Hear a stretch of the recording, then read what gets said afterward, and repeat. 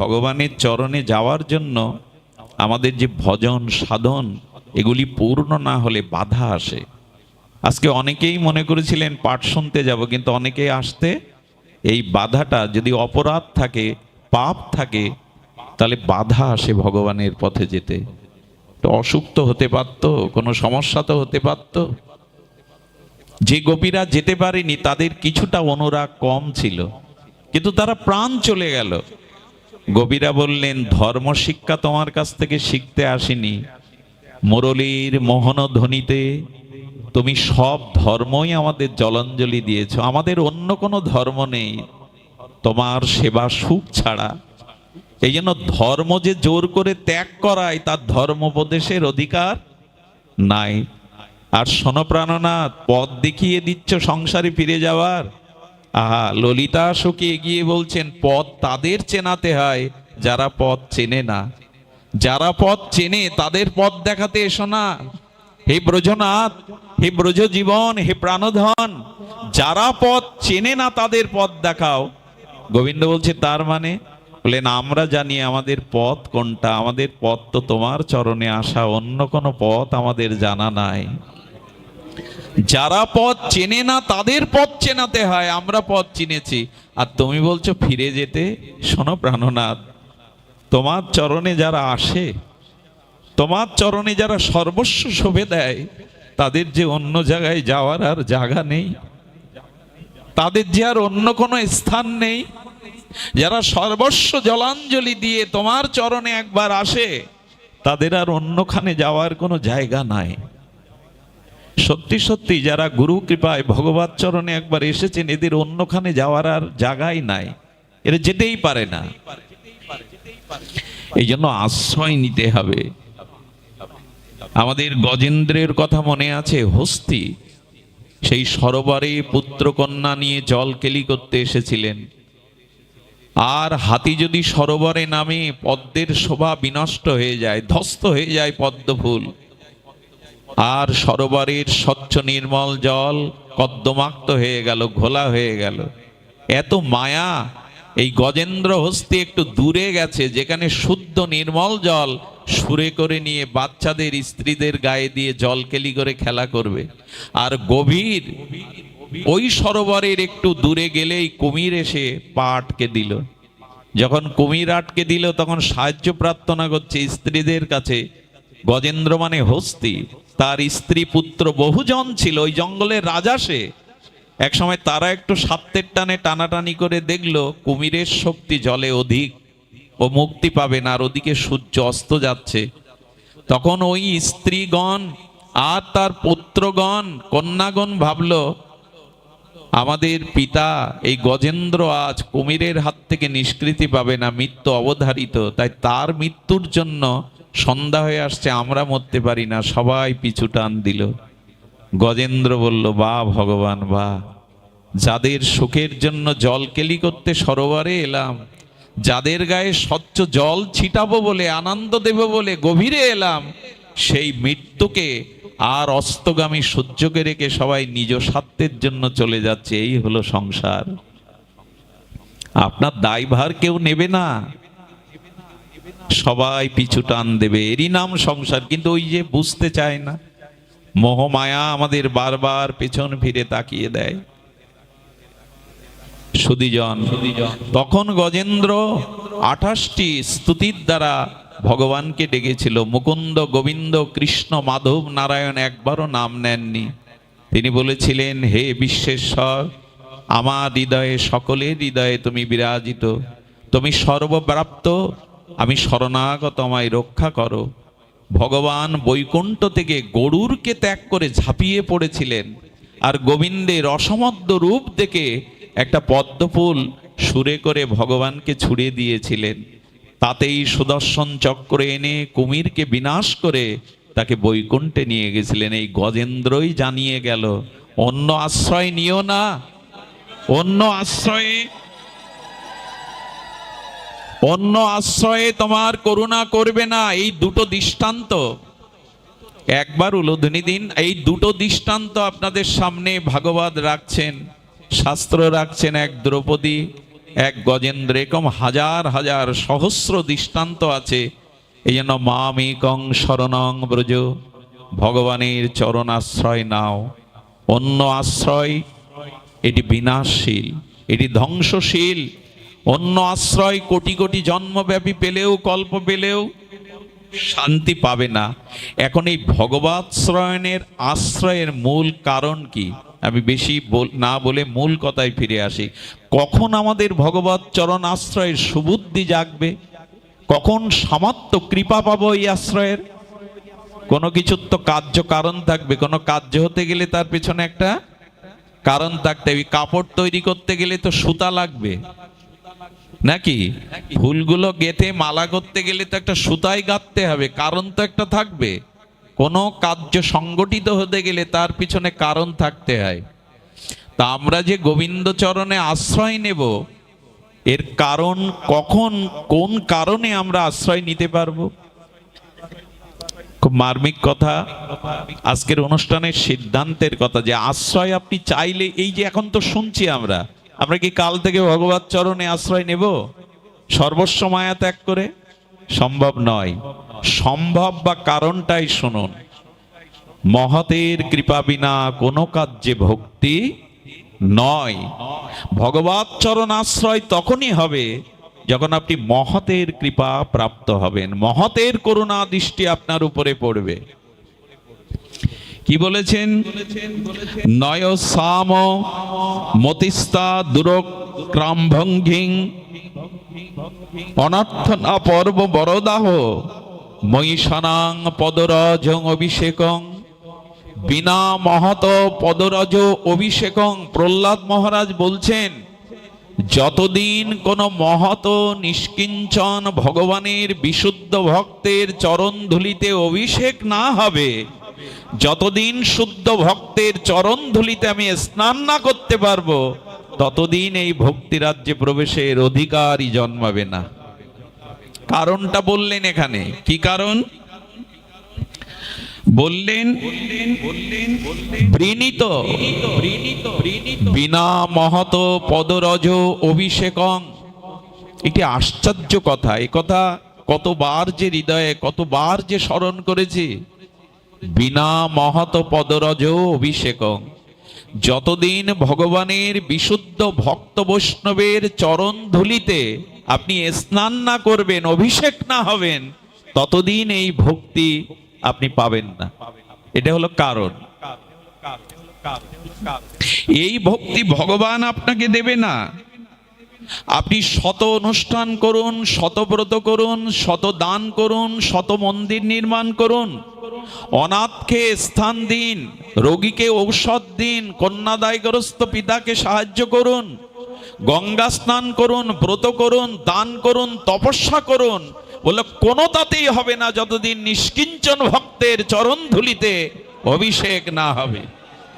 কোনো কিছুতেই হবে না। এটি সিদ্ধান্ত ভাগবতের। মহৎ চরণের ধুলিতে অভিষিক্ত না হলে এটি ব্রত, দান, তীর্থ, পর্যটন, যাগ যজ্ঞের দ্বারা হবে না, হতে পারে না। বিনা মহৎ পদরজ অভিষেকং। আচ্ছা, দৃষ্টান্ত নিন, পরে নিন, যাওয়ার সময় এখানে ধুলি কুড়িয়ে নিন। দৃষ্টান্ত দিচ্ছে ভগবান উদ্ধবকে বলছেন। কাকে বলছেন? উদ্ধব মহারাজকে বলছেন, উদ্ধব, আমার পুত্র আমার যত প্রিয় না, ভগবানের পুত্র ব্রহ্মা, তার নাভি কমল থেকে জাত প্রজাপতি ব্রহ্মা, আমার পুত্র আমার যত প্রিয় না, আমার চরণ সেবিকা বক্ষ বিলাসিনী লক্ষ্মী যত আমার প্রিয় না, আমার বড় ভাই বলদেব বলরামও আমার কাছে যত প্রিয় না, হে উদ্ধব, তোমার মতো নিষ্কিঞ্চন ভক্ত ওদের থেকে আমার অধিক প্রিয়। ভগবান বলছেন এই কথা। আরে উদ্ধব মহারাজ বৃহস্পতির শিষ্য। কার শিষ্য? আগে বললাম চরণধুলি ছাড়া হবে না। তার দৃষ্টান্ত নিন, প্রমাণ নিন। উদ্ধব ভগবানের প্রিয় সখা, বৃহস্পতির শিষ্য, বুদ্ধি সত্তম। ভগবানের পরে জগতে যদি কারো বুদ্ধি থাকে তো উদ্ধবের। বুদ্ধি সত্তম। তিনি মন্ত্রী প্রবর, সাক্ষাৎ বৃহস্পতির শিষ্য, পরম জ্ঞানী, ভগবানের সুহৃদ বন্ধু। দূর থেকে উদ্ধবকে দেখলে ভগবান মনে করে ভুল করত অনেকেই, একই রকম দেখতে। সারা জীবন কৃষ্ণের সাথে থাকলো, অথচ উদ্ধবের প্রেম হয়নি। এর কারণ কি? এই দেখুন কত বড় দৃষ্টান্ত, লোমকূপ শিহরণ হয়। স্বয়ং ভগবানের সাথে কাটাচ্ছেন উদ্ধব, অথচ উনি প্রেম পাননি। জ্ঞান পেয়েছিলেন, প্রেম পাননি। এই জন্য তো কৃষ্ণ তাকে ব্রজে পাঠালেন, যাও। গোপীদের সান্ত্বনা দেওয়া, পিতামাতাকে সান্ত্বনা দেওয়ার ছলে নিজ মালা প্রসাদী বস্ত্র পরিয়ে রথে চড়িয়ে পাঠালেন। কেন জানেন? এই উদ্ধব যখন ব্রজে এলেন, নন্দ পিতা যশোদা মায়ের সাথে সারা রাত চোখের জলে তার জ্ঞান প্রজ্ঞা সান্ত্বনা দিয়ে ব্যর্থ হলেন। গোপী সুন্দরী ততিগণ, রাধা ঠাকুরানী, প্রেমময়ীর এই বিরহ মূর্তিগুলো যখন দেখলেন, আগুনে পোড়া, কৃষ্ণ বিরহে পোড়া, যারা ঘরে ফিরে যায়নি, জঙ্গলে বসে তাদের বিরহর কথা শুনবেন। আগুন চাপা দিলে যে রং হয়, কৃষ্ণ বিরহিনী বিরহীগণের সেই রকম তাপে তাদের অঙ্গ বর্ণ হয়ে গেছে। সখীগণ বলেছিল, মানুষের বর্ষাকাল 4 মাস বা 2 মাস, আষাঢ় শ্রাবণ ভাদ্র আশ্বিনেও কিছু হয়, কিন্তু উদ্ধব আমাদের বর্ষা ঋতু 12 মাস। কারণ কৃষ্ণ উদ্ধব নিজের রাজ মুকুট ফেলে দিয়ে, রাজ পোশাক অঙ্গে থেকে ছুড়ে দিয়ে ধোলায় লুটিয়ে পাগলের মতো কেঁদেছিলেন। আর বলেছিলেন ব্রজ থেকে আসার পথে, হে প্রেমময়ী, হে ব্রজেশ্বরী, হে করুণাময়ী, আমি এই জন্ম চাই না, আমাকে করুণা করে কৃপা করো, এই আশীর্বাদ করুন, আমি আগামী জন্মে উদ্ধব নয়, যেন ব্রজের কোনো নিকুঞ্জ কাননে একটা গুণ্ম ঔষধি লতা হয়ে জন্মাতে পারি। কোথায় উদ্ধব ভগবানের সব থেকে প্রিয়, লক্ষ্মী বলদেব তার থেকে প্রিয়, ব্রহ্মার থেকে প্রিয়। তিনি বললেন, উদ্ধব জন্ম নয়, আগামী জন্ম ব্রজের কোনো কাননে আমাকে ঔষধি একটা লতা করে দিও। গোপীগণ বলছে, লতা হতে চাইছো কেন উদ্ধব? বলে, তোমরা কৃষ্ণ অনুরাগে যখন ছুটে যাবে প্রাণবধূর কাছে, তোমাদের চরণের একটা ধুলি এসে যেন আমার সেই লতিকায় পড়ে, আমি উদ্ধব ধন্য হয়ে যাব। উদ্ধব চাইছেন ব্রজের গোপী সুন্দরী গণের, অনুরাগিনী গণের, বিরহ কাতরা রাধারানীর একটি চরণ রেণু চাইছেন উদ্ধব।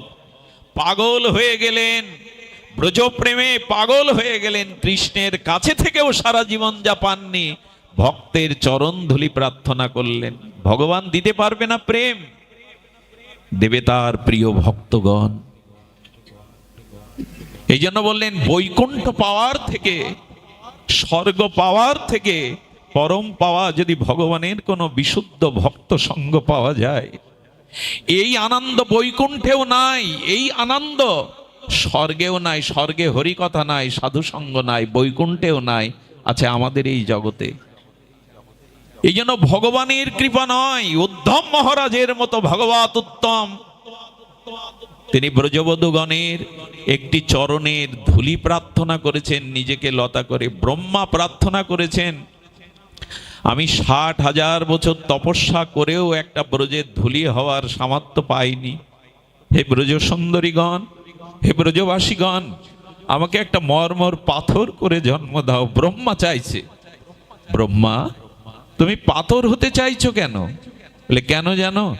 1 খণ্ড পাথর হলে ব্রজগোপীরা, ব্রজবাসীরা ওই ঘরে ওঠার আগে দেখবেন এখনো গ্রাম বাংলায় আছে, বড় একটা পাথর রেখে দেয়, ওই যেখানে উঠতে হয় ঘরে সোপান, ওই পোটের কাছে রেখে দেয়, দিয়ে তারা পা ধুয়ে তবে কলসি রাখে, জলের পাত্র রাখে, পা ধুয়ে তবে ঘরে ওঠে। ব্রহ্মা বললেন, তোমাদের দ্বারে আমাকে একটা পাথর জন্ম দাও ভগবান, যেন ব্রজবাসীরা ব্রজধূলি মেখে এসে ঘরে ওঠার আগে আমার বুকের উপরে পা রেখে তাদের চরণে জল দিয়ে আমাকে অভিষেক করে। এই কথা ব্রহ্মা চাইছেন। এই জন্য ভক্তের চরণ ধুলি ছাড়া প্রেম ভক্তি পাওয়া যাবে না। তবে এটা কপটতা করে লোক করছে তাই করছে এরকম না, অন্তরের বাইরে কোনো কিছুর দ্বারা হওয়া সম্ভব নয়। কৃষ্ণ ভক্তি রহুক দূরে, সংসার নহে ক্ষয়। শুদ্ধ ভগবানের প্রিয় ভক্তের চরণ ধুলিতে ছাড়া সংসার ক্ষয় হবে না, মায়া দূর হবে না। উদ্ধব পর্যন্ত, ব্রহ্মা পর্যন্ত এই প্রার্থনা করেছেন। আচ্ছা, এদের কথা রাখুন, উদ্ধবজির কথা রাখুন, আর আপনি ব্রহ্মার কথা রাখুন। স্বয়ং ভগবানও ভক্তের চরণ ধুলি চাইছে। যার কথা বেদের প্রতিবদ্ধ বিষয়, অখণ্ড পরতত্ত্ব, ভগবানও ভক্তের চরণ ধুলি চাইছে। ভগবত প্রমাণ দিচ্ছেন। সাধারণের কথা বাদ দিন, কি বলছেন? নিরপেক্ষ মনীষান্তং নির্বৈর সমদর্শনম অনব্রজমহম নিত্যম পুয়েদ্ধিং আর রেণভি। আরে বাবা, এই শ্লোকটা মাঝে মাঝে মনে হয় গলায় বেঁধে রেখে দি লিখে। কি বলছেন? নিরপেক্ষং মনিং শান্তং নির্বৈর সমদর্শিনা। তবে আমার পেছনে ভগবান দৌড়াবে না। কাদের পেছনে দৌড়াবে? এখানে বলছেন নিরপেক্ষং, ভক্ত হবে নিরপেক্ষ। ভক্তের কাছে পক্ষপাতিত্ব নাই, ভক্ত নিরপেক্ষ। যিনি নিরপেক্ষ মানে অন্যের কোনো অপেক্ষা যিনি রাখেন না, একমাত্র ভগবানকেই অপেক্ষা করেন। কে আমাকে কি করে দেবে, কে আমার কি ভজন করে দেবে, ফুল তুলে দেবে, চন্দন বেটে দেবে, ধূপ ধরিয়ে দেবে, অন্যের অপেক্ষা যিনি রাখেন না। মহারাজ অম্বরীশ রাজা হয়েও মন্দির মার্জন করছেন। হ্যাঁ, অতগুলো রানী, রানীরা এসে বলছেন আপনি কেন মন্দির মার্জন করবেন, আমরা রানী, আমাদের দায়িত্ব দিন। মহারাজ অম্বরীশ বললেন আমার বিষয় সম্পদ, আমার রাজ ঐশ্বর্যে সব ভাগ পাবে, কিন্তু ভগবত সেবার ভাগ আমি তোমাদের দেব না, এই মন্দির মার্জনের ভাগ আমি দেব না। এই জন্য গুরুদেব সাধু বাড়ি এলে লোকজন চাকর বাকর দিয়ে সেবা করবেন না, নিজে হাতে করবেন। ভগবানের সেবা অন্যের দিয়ে, আমি চললাম চাকরিতে, আমি চললাম ব্যবসায়, তোমরা বাড়ি আছো গুরুদেবকে দেখো, দুটো লোক ধরে আনলাম তোমরাই দেখো, না, নিজ হাতেই সেবা করতে হবে। সুধীজন, যারা নিরপেক্ষ অন্যের অপেক্ষা করে না, আর যারা মনি, মনি কারা? মনি মানে যারা রাত দিন মনন ক্রিয়ার দ্বারা, মনের মননের দ্বারা ভগবানের নাম রূপ লীলা চিন্তা করে, এরাই মনি। এখন আপনারাই মনি, যারা মনন করছেন মনে। মুনি কারা? যারা জঙ্গলে গুহায় বসে আছে? না, যারা মনের মনন ক্রিয়া দ্বারা ভগবানকে স্মরণ মনন অনুধ্যান চিন্তন করছেন, এরাই মুনি। মনন ক্রিয়াকে বলে মুনি। যারা মনের দ্বারা, যেমন ঘোল মন্থন করলে কি ওঠে? মাখন ওঠে। তো যারা মনে অন্য চিন্তা না করে নিত্য নিরন্তর মনন ক্রিয়ার দ্বারা ভগবানের নাম রূপ লীলা চিন্তায় রত, এরা মুনি। ভগবান বললেন এই ভক্ত নিরপেক্ষ মুনি শান্তম। এই জগতে অনুকূল প্রতিকূল সুখ দুঃখ পরিস্থিতিতে যারা ভগবানের কৃপা মনে করে শান্ত থাকে, যারা হাই হাই করে না, আবার কিছু পেলেও উচ্ছ্বসিত হয় না, সব তোমার দান, যারা শান্ত থাকে, সবই তোমার দান, যা দুঃখ যা সুখ সবই তোমার কৃপা। কবিগুরু রবীন্দ্রনাথের ভাষায়, আমার এ ধূপ না পোড়ালে গন্ধ কিছুই নাহি মেলে। পোড়াও, যদি আমাকে পোড়ালে, আমাকে কষ্ট দিলে তোমার ভজনের অনুরাগ বাড়ে, পোড়াও, এটাই আশীর্বাদ, এটাই আমার কাছে প্রাপ্তি। এই জন্য ভগবানের প্রতিটি ইচ্ছাকে করুণা মনে করে, ভগবত কৃপা মনে করে যিনি শান্ত থাকতে পারেন, সর্বস্ব চলে গেলেও যদি বলতে পারেন এ তোমার দান, সেই শান্ত ভক্তের কাছে। আর কি বললেন? নির্বৈর, যারা স্বভাবত কোনো প্রাণীর প্রতি বৈরী ভাব রাখে না, হিংসা ভাব রাখে না। হ্যাঁ, শাসন করতে হয় তার ভালোর জন্য, কিন্তু কারো ক্ষতি হোক মনে প্রাণে, তনু মন প্রাণ কায় মন বাক্যে দিয়ে অন্য প্রাণীর যারা হিংসা করে না, ক্ষতি চায় না, সর্বনাশ চায় না, এরই নাম ভগবানের প্রিয় ভক্ত।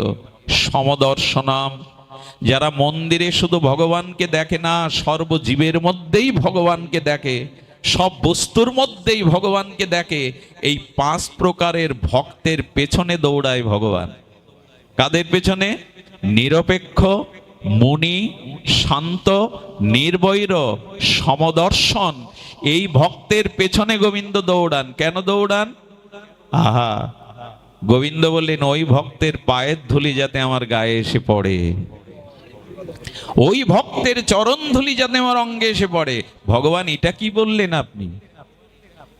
আমার মতো মাদিস জীবের নয়, এই 5 প্রকারের মহিমা যাদের ভজনে আছে, নির্বৈর, সমদর্শন, শান্ত, মুনি, এই সব ভক্তের পেছনে গোবিন্দ দৌড়ান। বড় মার্মিক কথা। কেন দৌড়ায় জানেন? ভগবানের তো আগে চলার কথা, কিন্তু ভগবানের একটা স্বভাব হলো ভক্তের পেছনে চলা, ভক্তের আগে যান না উনি। কেন? ভগবান বললেন আমার ভজন করছে, অথচ আমার কাছে এরা কোনো সুখ চায় না, এরা আমার চরণ সেবা ছাড়া, আমার আনন্দ ছাড়া এরা মুক্তি পর্যন্ত চায় না, মোক্ষ পর্যন্ত চায় না, জগতের যশ খ্যাতি পথ চায় না। তাই আমার মনে হয় আমার ভক্ত যারা নিষ্কামতায় কেবল আমার অহেতুক প্রীতিতে আমাকে ভালোবেসে সর্বস্ব দিয়েছে, ওই ভক্তের কাছে আমি ঋণী হয়ে যাই। ঋণগ্রস্ত ব্যক্তি যেমন, যে ঋণ নিয়েছে, মহাজনের সামনে আগে চলে, দেখলে একটু মাথা নত হয় না, একটু লজ্জিত হয় না? যে মহাজনের কাছ থেকে আপনি ঋণ নিয়েছেন, শোধ দিতে পারছেন না, তাকে দেখলে কি অহংকারে আগে চলে যান? তাকে দেখলে মাথাটা নত হয়। আমি অপরাধী, ঋণী তার কাছে। গোবিন্দ বললেন আমার ভক্তকে আমি শাস্তি, শালক্য, সারূপ্য, সামীপ্য কোনো কিছুই আমার মতো রূপ দিতে চাই, নেয় না। আমার লোক বৈকুণ্ঠ দিতে চাই, নেয় না তারা। আমার মতো শক্তি তাদের দিতে চাই, শাস্তি, সারূপ্য, শালক্য, সামীপ্য আমার কাছে রাখতে চাই, তারা কোনো কিছু না চেয়ে বলে যেন তোমার চরণ সেবা করতে পারি, তোমার ভজন করতে পারি, কোনো কিছু চাই না। তো এই ভক্তের চরণ ধুলি মাখি কেন জানো? ওই ভক্তের কাছে আমি ঋণী হয়ে থাকি সারা জীবন, আমি ওদের ঋণ শোধ করতে পারি না। আরেকটি কারণে ভক্তের চরণ ধুলি ভগবান নেন। খুব মার্মিক কথা গো। কেন নেন? বলে আমার এই দেহের মধ্যে যে এক একটি লোমকূপ আছে, এই লোমকূপে অনন্ত বিশ্ব ব্রহ্মাণ্ড আছে। তাই সেই অনন্ত বিশ্ব ব্রহ্মাণ্ডের যেসব জীব ভগবত বহির্মুখ, কৃষ্ণ বিমুখ, ভক্তের চরণধুলিতে ছাড়া ভক্তি হবে না।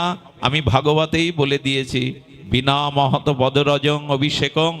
এই জন্য ওই ভক্তের চরণধুলি আমার লোমকূপে এসে পড়লে, ওই লোমকূপে ব্রহ্মাণ্ডে যারা কৃষ্ণ বিমুখ আছে, ওই ভক্তের চরণধুলিতে তারাও ভক্তি পেয়ে যাবে, তারাও কৃষ্ণমুখী হয়ে যাবে। এই জন্য আমি তার পেছনে ছুটি। এ কথার ব্যাখ্যা হয় যে ভগবান ভক্তের চরণধুলি মাখেন। সুধীজন, এ মন গড়া সিদ্ধান্ত নয়, ভাগবত সিদ্ধান্ত। তো ভক্তের চরণধুলি গোবিন্দও মাখছেন। আরে নারদজিকে বলেছিলেন, নারদ আমার মাথার ব্যামো, মাথার যন্ত্রণাও যাবে না যদি ভক্তের পাদ ধুলো না দাও। আরে ভগবান জগৎকে জানাচ্ছেনটা কি? ভক্তের চরণধুলি না দিলে আমার মাথার যন্ত্রণাও যাবে না। কত গভীরতম সিদ্ধান্ত কথা ভাগবতের। এই জন্য অহংকার ত্যাগ করে, অভিমান ত্যাগ করে সরল প্রাণে সাধুর চরণ ধুলি মাখুন। এটার মধ্যে দিয়েই আসবে আমাদের পরম প্রাপ্তি। সুধীজন, ভক্তের চরণ রজে নিষ্কিঞ্চন ভাবে আচ্ছা, মহাপ্রভু তো রাধা কৃষ্ণ মিলিত তনু, তার তপ্ত কাঞ্চন প্রেমতনু ধুলায় লোটাচ্ছে প্রভুর অঙ্গ। প্রভু কার ধুলো মাখছেন জগতে? গৌরাঙ্গ মহাপ্রভু নিতাই চাঁদ ধুলাই লোটাচ্ছেন হরি বলে। কার ধুলা মাখছেন উনি? ভক্তেদেরই তো ধুলা মাখছেন। স্বয়ং ভগবান নিজ আচরণ করে দেখিয়ে গেলেন। আমাদের অভিমানে, অহংকারে আমরা সেই ধুলি থেকে বঞ্চিত। তাই আসুন আমরা ভক্তের সঙ্গে মহত নিষ্কিঞ্চন শুদ্ধ সাধুর চরণ ধুলি ভক্তি ভরে এই অঙ্গকে অভিষেক করায়। তবেই তো ভক্তি হবে, তবেই তো এই ভাবনা হৃদয়ে জাগবে। সুধীবৃন্দ, দেখুন, যতদিন এই ভক্তের সেবা, আচ্ছা সেবা চাই, সেবার থেকে এই চরণধুলি মাখা মানে কি? কারো চরণধুলি নেওয়া মানে সেবা। আমি সবশেষে একটু নিবেদন করি, সেবা নিতে শিখেছি, আমাদের এবার থেকে যেন মহতের দৃষ্টিতে, মহতের করুণায় সেবা দেওয়ার ভাব জাগে। দেখুন, ভক্তরা ভগবানের বৈকুণ্ঠে 16 জন পার্ষদ। কয়জন? জয় বিজয়া, চারিদারে 2 জন করে, আর এরকম করে 16 জন পার্ষদ, লক্ষ্মী দেবী সহ শুরু করে। এই পার্ষদগণ ভগবানের মতোই 4 হাত, ভগবানের মতোই রূপ জ্যোতি তাদের, শুধু পার্থক্য দুটো। বৈকুণ্ঠেই 16 জন ভগবানের পরিকর সেবকেদের দুটো জিনিস নাই। এক, গোবিন্দ ভগবানের বুকে আছে শ্রীবর্ষ চিহ্ন, ভৃগ চিহ্ন আর কৌস্তবমণি, এইটা ওনার পরিকরদের নাই, আর সব ওনার মতোই। তো ওনারা ভগবানের সম রূপ ও শক্তি সামর্থ্য পেয়েও সর্বদা ভগবানের সেবা চাইছে।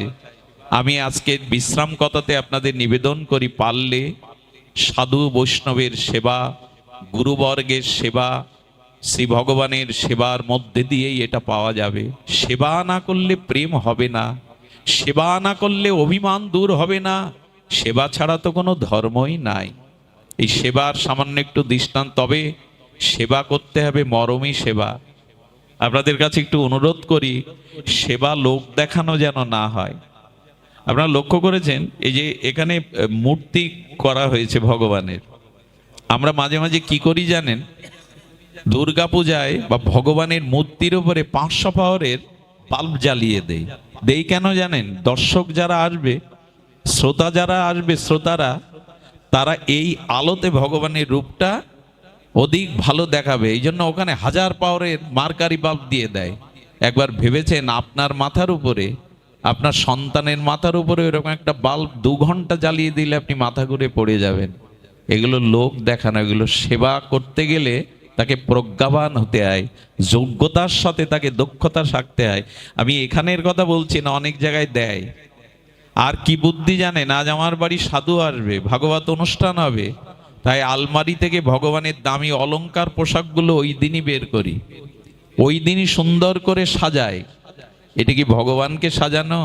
না আমার বাড়িতে আজ আসবে ভক্তরা, তারা দেখবে আমি কতটা বিগ্রহ অর্চন করি, কতটা বিগ্রহ সাজাই। এইসব কপটতা থাকলে সেবা, ভগবান মনের খবর রাখেন। শোনেন, আপনার বাড়িতে বাল্ব জ্বালাচ্ছেন, টিভি জ্বালাচ্ছেন, ফ্যান চালাচ্ছেন, এয়ার কুলার চালাচ্ছেন, ওই এয়ার কুলার ফ্যানের কাছে গিয়ে কি জানবেন যে কতটা বিল উঠলো? ওরা কি জানাবে? আর যারা পাওয়ার হাউস থেকে আপনাকে বিদ্যুৎ সংযোগ দিয়েছে, ওরা কি কতবার ফ্যান ঘুরেছে দেখতে যাবে? কত ঘন্টা এয়ার কুলার চালিয়ে, ওরা কি দেখবে? ওরা কি দিয়ে বিল করবে? তো যদি অত বড় বিল্ডিং বাড়ির যা কিছু বিদ্যুৎ পুড়িয়েছেন তা কত ইউনিট মিটারে দেখে বলে দিতে পারে, তো ভগবান ও হৃদয়ে থেকে আপনার মনের ভাবনাটা সব কিছু এন্ট্রি করতে পারে। এই জন্য চালাকি থাকলে এই রাজ্যে কিছু পাবেন না। চালাকি বুদ্ধি থাকলে, লোক দেখানো বুদ্ধি থাকলেই কিন্তু ফাঁদে পড়ে যাবে। এখানে সরল মন চাই, সরলতা চাই। ভগবান সবকিছুই দেখেন, সবকিছুই জানেন, এখানে চালাকি খাটবে না। এই জন্য বললেন, গাও গাও সবে গৌরাঙ্গের গুণ, সরল করিয়া মন। মনটাকে সরল করো, শিশুর মতো করো, তবেই তো অধিকারী এই রাজ্যে। বৃন্দাবনের বাবাজিদের মুখ দেখবেন, একটা বড় বড় শিশু, 90 বছর বয়স, ভজন করছে, কিন্তু তাদের মুখখানা শিশুর মতো। এর কারণ কি? এর কারণ সরলতা না হলে ভগবানকে পাওয়া যায় না। এই জন্য সেবা যারা করবেন তাদের যোগ্যতার সাথে দক্ষতাও দরকার। দক্ষতা না কেমন জানেন? একদিন রামচন্দ্র আর মা জানকী বসে আছেন। মা জানকী আর রামচন্দ্র একটা সুতর্ক বা দিয়েছেন। কুতর্ক তো ওনারা করবেন না। সুতর্কটা কি জানেন? রঘুপতি রামচন্দ্র বললেন, হনুমান আমার সব থেকে বড় সেবক, আমার থেকে বড় সেবক আর কে? আর হনুমান আমারই সেবক। সীতামা বললেন, না, হনুমান সব থেকে বেশি সেবা করে আমার। আচ্ছা, এই তর্কের মীমাংসা কে করবে? দুইজন যখন এই সুতর্ক বাদিয়েছেন, রামচন্দ্র বললেন হনুমান আমার প্রকৃষ্ট সেবক, একান্ত সেবক। জগৎ জননী মা জানকী বলছেন না, হনুমতে আমারই একান্ত সেবক। এই দুইজনে তর্ক করতে করতে হনুমানজি সরজু থেকে স্নান করে প্রভুর সেবার জন্য চরণে এসেছেন। সঙ্গে সঙ্গে রাম দাঁড়িয়ে বলছেন, রঘুপতি দাঁড়িয়ে বলছেন, বলো হনুমান, তুমি একবার মুখ দিয়ে স্বীকার করো তুমি একান্তই আমার সেবক। দেখুন, সেবা করতে গেলে কেন বুদ্ধি লাগবে, চেতনা লাগবে, একটু দক্ষতা লাগবে। হনুমান বলছেন, এ যাবৎ পর্যন্ত প্রভু তো এই প্রশ্ন করিনি আমি ওনার একান্ত সেবক কিনা। কিছু না কিছু সমস্যা আজকে আছে। বুদ্ধি দরকার, ভেতরে প্রজ্ঞা দরকার সেবা করতে গেলে। হনুমানকে তখন বলছে, আমার শুনতে পাচ্ছ না কথা, তুমি আমার একান্ত সেবক, একবার মুখ দিয়ে বলো। হনুমান বললেন, প্রভু কখনো এই কথা বলেন আমার, এর ভিতরে কোনো সমস্যা আছে, রহস্য আছে। বললেন প্রভু, এই যেই উহু বলেছেন সেই সীতামা আনন্দে লাফিয়ে উঠেছে। হনুমান, তাহলে বলো তুমি আমার একান্ত সেবক, পরাকাষ্ঠা সেবক। দুইজন একসাথে উঠে দাঁড়িয়ে একসরে বলছে, তাহলে আমার না ওর না তো তুমি কার সেবক? হাসি মুখে হনুমান বললেন, আমি রাম সীতা দুইজনেরই একান্ত সেবক, আমি একার সেবক নই। আচ্ছা, যদি বলতেন আমি প্রভুর সেবক, মাকে কষ্ট দেয়া হতো। এই জন্য সেবা করতে গেলে দক্ষতা চাই। সেবা সবাই বোঝে না। সেবা মানে তো সুখ দেওয়া। দেখবেন অনেক জিনিস রান্না হয়েছে, পরিবেশনের অজ্ঞতায় সে জিনিস সেবার উপযোগী হয় না। পরিবেশনের একটা দক্ষতা চাই। এই জন্য মায়ের মতো সেবা কেউ করতে, উনি সন্তানের মনের খবর, পেটের খবর আগেই জেনে যান। এই জন্য সেবা করতে গেলে দক্ষতা। আমার এক গুরু ভাই দেহ রেখেছে, আমি আর ধনঞ্জয়, আমাদের একদিন উনি সেবা দিয়েছিলেন, এখনো চোখে জল আসে, যেন গর্ভধারিণী মায়ের মতো করে। আর সে সেবার পরে মনে হলো আবার ক্ষুধা পেয়েছে, সে যেন অমৃত পাওয়া। পরিবেশন যারা করবেন সাধুদের, তাদের বিশেষ শ্রদ্ধা চাই, বিশেষ দক্ষতা চাই। সেবা মুখে বললে হয় না সুধীজন। এই জন্য সেবাটা মনের আর অনুরাগ দিয়ে করতে হয়। একটা দৃষ্টান্ত দিয়েই পাঠ বিশ্রাম করি। আমাদের ভক্তমাল চরিত্রের একটা দৃষ্টান্ত আপনাদের মনোগ্রাহী হবে। আমাদের মলোদ্ভস এই রাজা, তিনি ছিলেন অনেক বড় নৃপতি, কিন্তু ছিলেন গোবিন্দ অনুরাগী, ভগবত অনুরাগী। ভগবানের বিগ্রহ প্রতিষ্ঠার জন্য তৎকালীন সময় প্রায় কোটি টাকা ব্যয় করে নিজের রাজপ্রাসাদের উপর মন্দির করেছেন। আর সেই মন্দির করে বিগ্রহ প্রতিষ্ঠা করেছেন শ্রীমন নারায়ণ লক্ষ্মীর।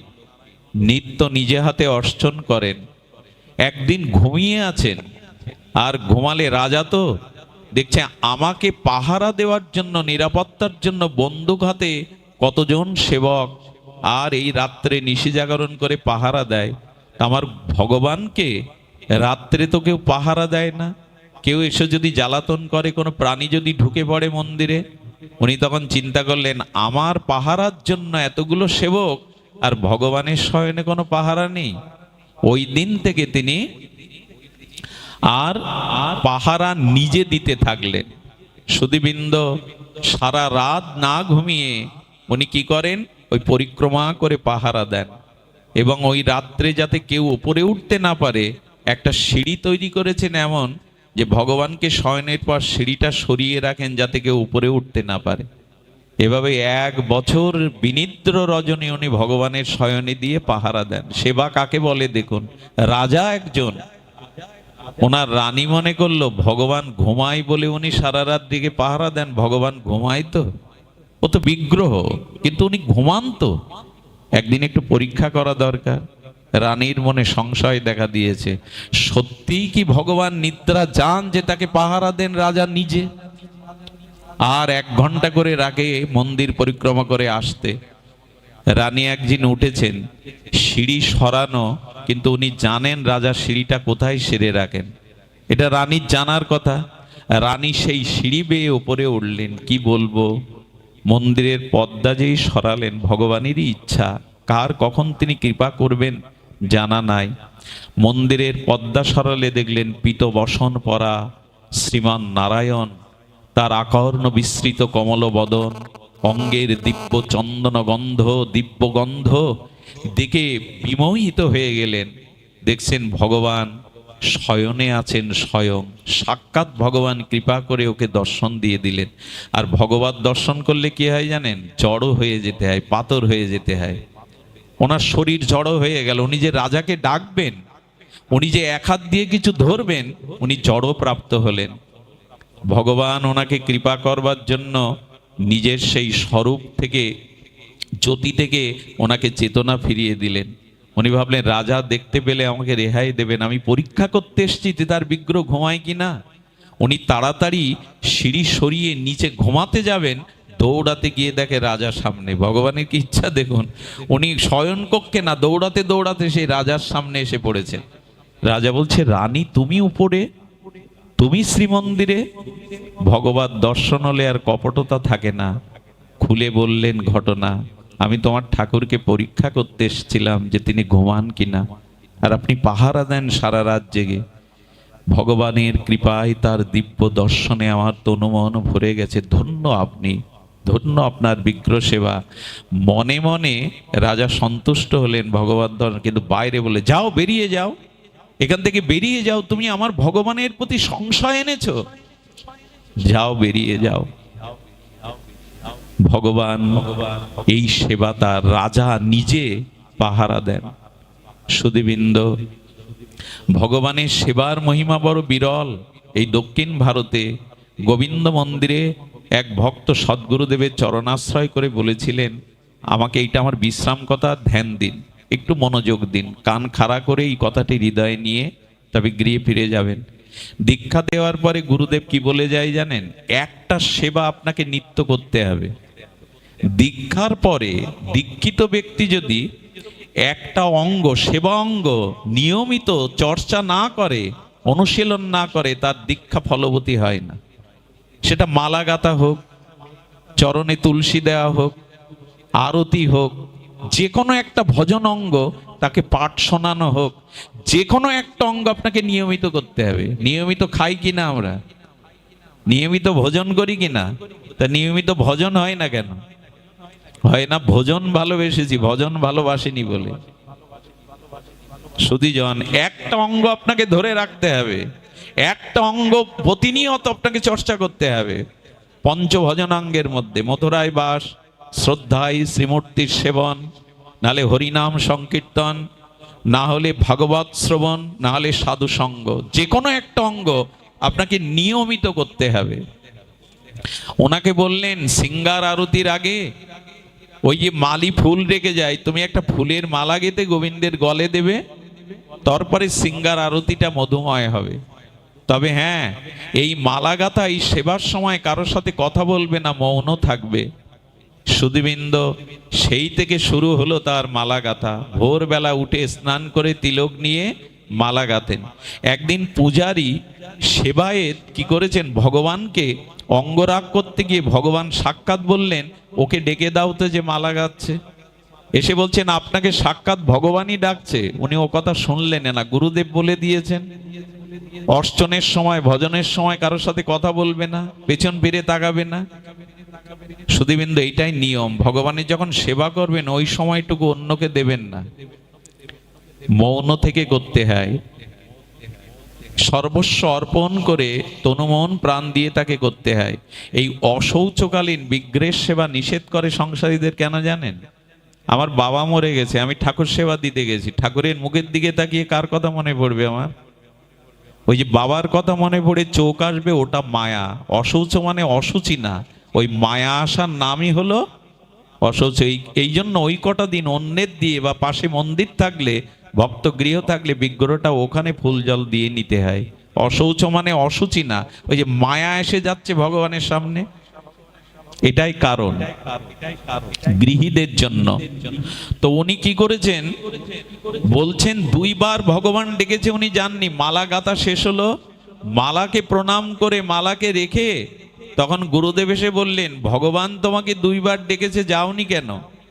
ভগবানের সম্মুখে যাওয়ার পর ভগবান ক্রোধ বলছেন, বেরিয়ে যাও, তোমার মুখ দেখতে চাই না। আমি তোমাকে স্বয়ং ডেকেছি, তুমি আসবে না? হাসি মুখে করজোরে বললেন, কার কথা শুনবো, গুরুদেবের কথা না আপনার কথা? আপনি তো গুরুদেবের স্বরূপ, কার কথা শুনবো বলতে পারেন? ভগবান এই গুরু ভক্তি দেখে, সেবা নিষ্ঠা দেখে প্রকট হয়ে বললেন, আমি তোমাকে পরীক্ষা করছিলাম তোমার ভজনে কত নিষ্ঠা। আমি তোমাকে পরীক্ষাই করছিলাম তোমার ভজনে কি নিষ্ঠা। ভগবান তাকে চরণে কৃপা দিয়ে দিলেন, ভজনে নিষ্ঠা নিয়ে সেবা করুন। ভগবত সেবা ভিন্ন, ভক্ত সেবা ভিন্ন।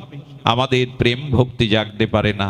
আজ এইটুকুই, আপনাদের মঙ্গল কামনা করে এখানেই হরিকথার বিশ্রাম। জয় শ্রী গুরু প্রেমানন্দে গৌর হরি বল।